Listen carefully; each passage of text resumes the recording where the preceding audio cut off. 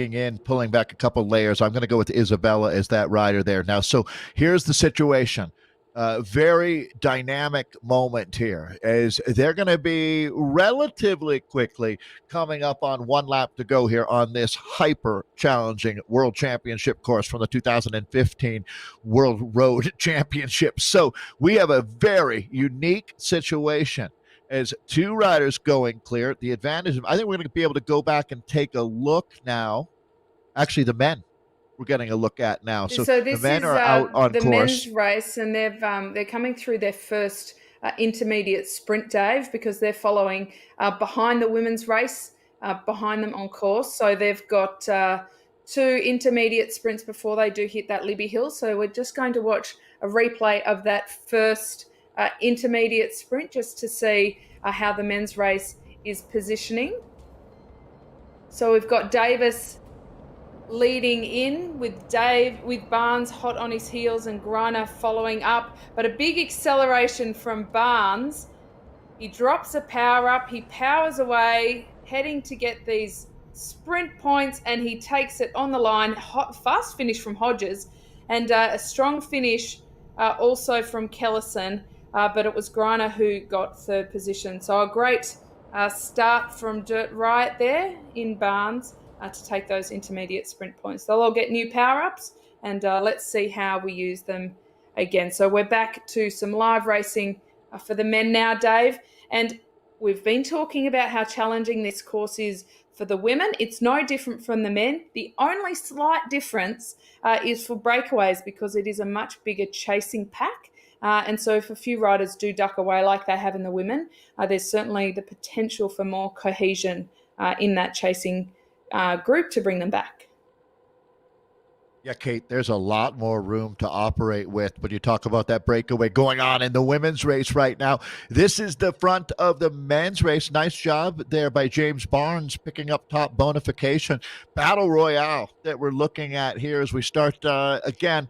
As you said, Kate, the guys have the exact same scenario. We're going to follow through with this sprint here. So the men are going to be coming up on their second sprint, and then we'll jump back in and pick up the ladies as they should be out just getting started in their second lap. So, okay, another sprint coming up. How effective have lead outs been, Kate, or is it just every man for himself right now? I think in theory the lead outs can be very effective, but it does really depend what power-ups the riders have and how organised they can be. A drafting power-up, I'm not sure that's the best choice, but that's the only one he has, so he has to get rid of it so he can get another one. I've seen some great strategic use of the feather power-up, and these riders are accelerating very fast, and Barnes again over the top. Look at that snap. He has really thrown down the gauntlet, Dave. That is 2 from 2.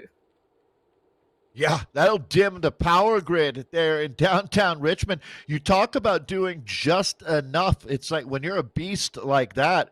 Yeah, I mean, he did do just enough. He's just that strong. We're going to watch this one come back together as we'll hit the reset button for the men now. So they've completed their first 2 sprints.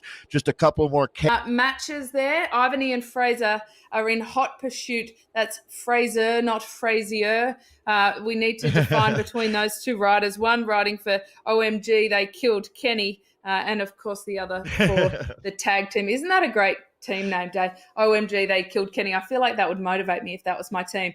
But the pursuit is on. There are gaps opening up, but this is not a breakaway. I think that this group will all come back together, but they're at very high speeds, 65 kilometres an hour. We've got some power tucks going on. It will kick up again, though, because that run into the finish is far from easy. It hits 8% in some moments.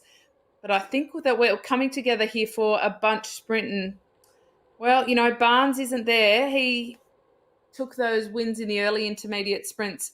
And then, but he's long gone. His legs exploded. A bit of a mushroom cloud effect happened. Maybe they need to set that up in game. But I think they will still come down. There's about 20 riders left here, Dave, for that final sprint.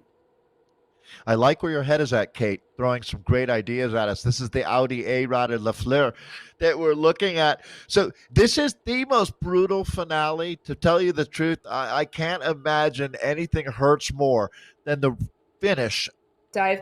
And what stands out for me, I think, is not only the efforts of the individuals, but how well the teams have been coordinating around the strategy. Because from the very first sprint today, if we look at the women's, Revo scores with Gillick, they were going for every point they could possibly get. And what can I say? I think it paid off. They didn't take the overall win, but certainly Revo scores came out on top in a team perspective. For me, the standout ride is going to be the Canadian Isabella, right? To go in the breakaway, drive that break, get caught, go into a new break, and come up against a very, very strong small group and win. That shows me a rider with a tremendous upside, a lot of heart, and that certainly is a memorable performance here this week. And certainly in the men's, it was a little bit of a different strategy because we saw Barnes go out early and take those first two intermediate sprints.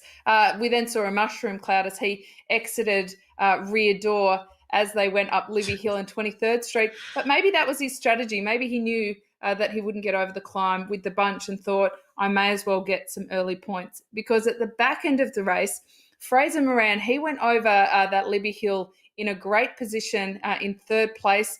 I think he was kind of biding his time and he was really playing a very strategic race because that acceleration he made up the non-hill going into the finish, he opened that gap so quickly. Nobody could answer.